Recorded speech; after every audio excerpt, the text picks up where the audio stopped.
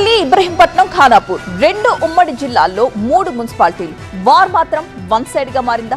నెలల తరబడి నడిచిన సస్పెన్స్ కి దాదాపుగా తెరపడింది. కానీ కాంగ్రెస్ పార్టీ క్యాంపుల్లో కలకలం రేపిందా? ఎందుకంటే ఇక్కడ విన్నర్ల జాబితాలో హస్తం పార్టీ ఊసేలేదు. రూలింగ్ పార్టీ కండువా కనిపించకుండానే సెలబ్రేషన్ షురూ చేశారు.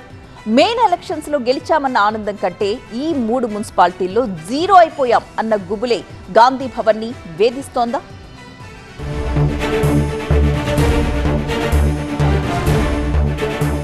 ఇబ్రహీంపట్నం మున్సిపల్ చైర్మన్ టేకులో Sudarshan Reddy from BRS, vice chairperson Mutyala Shyamala from BJP, Ketampalli municipal chairperson Gudisela Sandhyarani from BRS, vice chairperson Mittapalli Saritha from CPI. కనీసం కానపూర్లో అయినా కనిపిస్తుందా కాంగ్రెస్?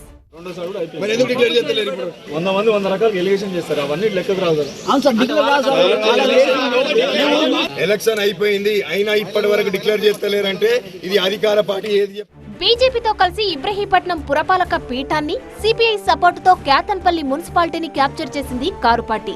కానపూర్లో 7 కౌన్సిలర్ల మద్దతును ప్రకటించిన బీజేపీ అభ్యర్థి మౌనిక విక్టరీ కూడా దాదాపుగా ఖాయమైంది. ఎక్స్ అఫిషియో మెంబర్ వెడమబొచ్చు పోరాటం చేస్తున్నా గెలిచేస్తామన్న ధీమా లేదు కాంగ్రెస్ పార్టీకి. సో చానాళ్లుగా ఊరించిన 3 మున్సిపాలిటీల యుద్ధం రూలింగ్ పార్టీని ఉసూరుమనిపించినట్టే.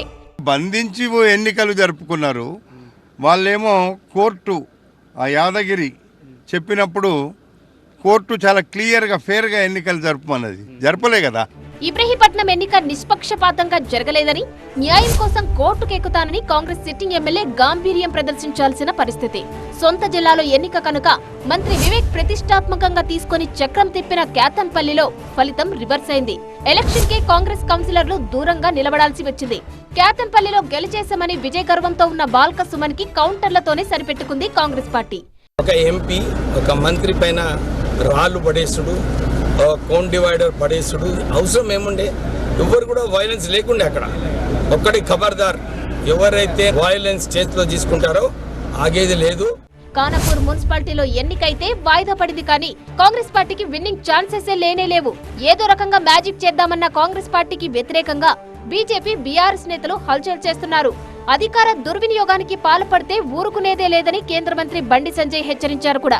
అటు కాంగ్రెస్ పార్టీకి ప్రజాక్షేత్రంలో కౌంట్ డౌన్ మొదలైందంటూ కేటీఆర్ చేసిన ట్వీట్ వైరల్ అవుతుంది. సో అపోజిషన్ పార్టీలకు స్పెషల్ బూస్ట్ నిచ్చింది తాజా మున్సిపల్ ఫలితం.